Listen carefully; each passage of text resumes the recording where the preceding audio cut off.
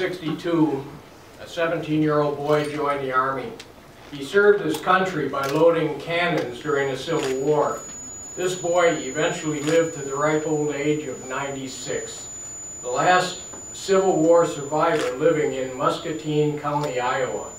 His name, Charles Rainier. Almost 80 years later, a 19-year-old boy joined the United States Navy and went to Pearl Harbor, becoming a participant in one of the most pivotal engagements of World War II. During the bombing of Pearl Harbor, he dove into an ocean that was aflame in a valiant attempt to save one of his fellow seamen. He also manned one of the deck-mounted machine guns and attempted to shoot down a Japanese warplane. Now, I've never seen this man miss a deer with a rifle, nor with a bow. And he won a marksmanship competition with a .22. So I would like to think that he was the one that shot down that plane. His name, Charles Rainier Davis, Jr. Yes, Charles Rainier Davis is the great-grandson of Charles Rainier.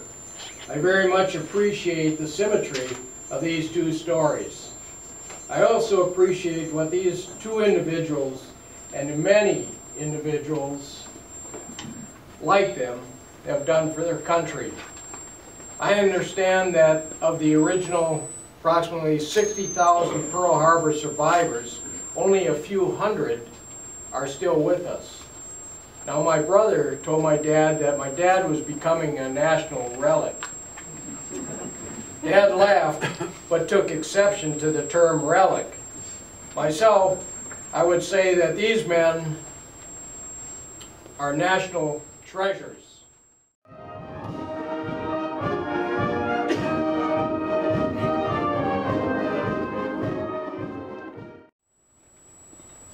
Morning of the attack, I'd finished breakfast and we were living in some big tents there, had bunks in them.